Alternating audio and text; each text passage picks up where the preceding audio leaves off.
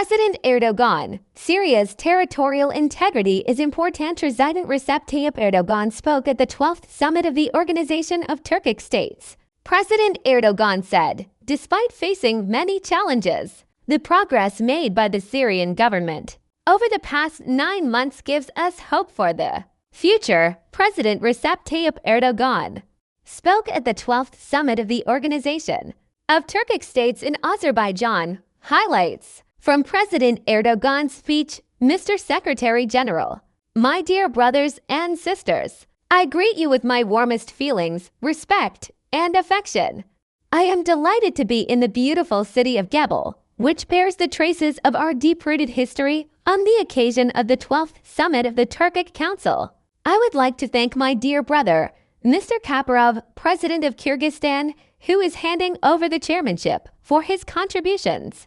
I would also like to express my gratitude to my dear brother, Mr. Aliyev, for his exceptional hospitality, and I wish them both every success in their chairmanships. We will continue to increase our successes on this occasion. I once again wholeheartedly congratulate the Cooperation Day of Turkic States, which we celebrated on October 3rd. Every day, we add new achievements to the successes recorded by the organization in such a short period of 16 years with the motto Unity in language, thought, and action, God willing. We will continue to increase the number of our successes with this understanding. **** We are faced with an international system in which multilateralism is increasingly eroding and the United Nations Security Council remains indifferent to many issues that wound the conscience of humanity. Today, many international and regional organizations are perceived by the public as ineffective, almost burdensome structures, as they are not built on sublime values such as our shared history, culture, and ideals. It is of great importance that our organization transforms into a structure that adapts to these changing conditions, takes a common stance on international issues, is trustworthy, and stands by its people.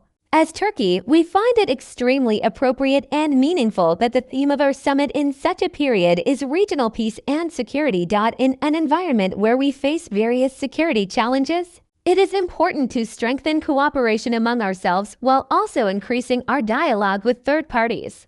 We do not view our organization as a closed structure. We must realize a vision that allows it to express its voice and power through interaction with other relevant international organizations and alliances. In this context, I sincerely believe that the TDT Plus format we have agreed upon today will breathe new life into our cooperation with third parties. **** We are ready to make every possible contribution within our family council. As I stated at our recent summits and meetings, we are ready to make every possible contribution within our family council in every area of mutual interest, particularly in building security capacity. I believe that we can respond with a common stance to issues ranging from terrorism to illegal migration, cyber threats to climate change, and that we can strengthen our own security under our own sky. In this regard, I consider the first meeting of the defense industry agencies of the Organization of Turkic States, held in July, to be an important step. I would like to emphasize that it is crucial to continue our efforts to maintain the momentum we have gained. We believe that the Turkic world can play a more effective role in many ways in the stability and security of our region. Today, it is important for our organization to take a firm stance against the many conflicts, wars, and violations of international law taking place in our immediate region. The Israeli government's attacks, which began with Lebanon and Syria, continued with Yemen and Iran, and most recently targeted Qatar, show that the greatest threat to the stability of our region stems from the current administration of that country. Recent developments towards ending the massacres in Gaza, which have claimed the lives of 66,000 innocent people, are encouraging. However, we believe that only a two-state solution based on the Palestinian people's rights derived from international legitimacy and law will open the door to a lasting and just peace. **** In Syria, establishing stability is an absolute necessity for ensuring security in our region and beyond. Despite facing numerous challenges, the progress made by the Syrian government over the past 9 months gives us hope for the future. In this process, we must focus on improving the political, economic, and security environment based on preserving Syria's territorial integrity and unity. And as Turkic states, we must advance our engagement with the Syrian government. We are not only following developments in the South Caucasus, but we also sincerely support the steps taken to establish peace and stability in the region. We view the joint statement signed between Azerbaijan and Armenia on August 8th as a positive step in this regard and hope that it will be followed by further steps. We also welcome the agreement concluded in March between Uzbekistan, Kyrgyzstan, and Tajikistan on determining the border junction point. I congratulate Mr. Mirziyoyev and Mr. Caparov for resolving this issue, which has been on the agenda for many years, with common sense and wisdom. I also extend my congratulations to the Tajik leadership. We must make the Hazar Transit Corridor even more efficient, dear brothers and sisters. We are aware that we can contribute to the stability of our region through economic development, social welfare, and the strengthening of cultural ties. We see our initiatives in the areas of transportation, energy security, and trade integration as complementary parts of this approach.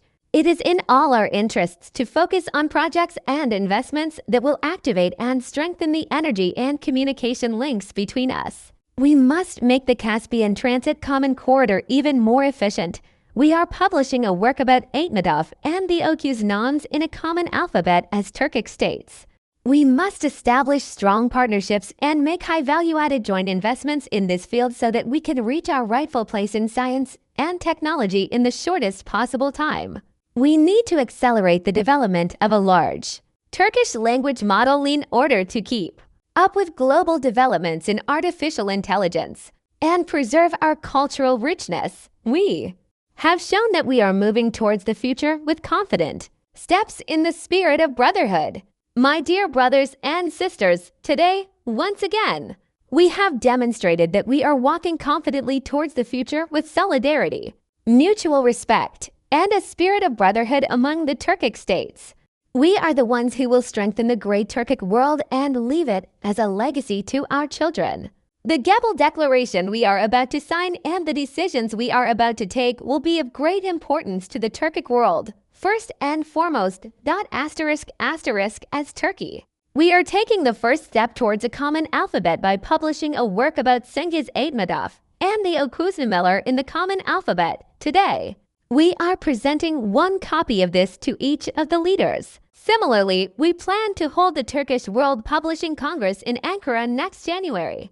I hope that December 15th will be declared World Turkic Language Family Day at the 43rd UNESCO General Conference to be held in Samarkand starting on October 30th. I wish our Uzbek brothers success in organizing this important general conference. My dear brothers and sisters, the solidarity and brotherhood we have demonstrated once again today heralds our bright common future.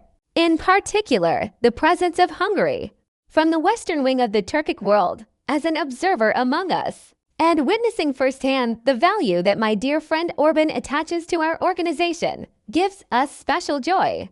I would also like to emphasize that I am extremely pleased that the President of the Turkish Republic of Northern Cyprus, Mr. Ersin Tatar, is now among us in Gebele, following Ankara, Susha, and Bishk. I am pleased to observe that the Turkic world has not left its Turkish Cypriot brothers alone on the path to a just two-state solution. I also welcome the observer membership of Turkmenistan, our observer member in the Turkish Academy and the Turkish Culture and Heritage Foundation. We hope to see our Turkmen brothers and sisters as full members in our family council soon, God willing. To accelerate the institutional functioning of our organization, the secretaries of member countries ****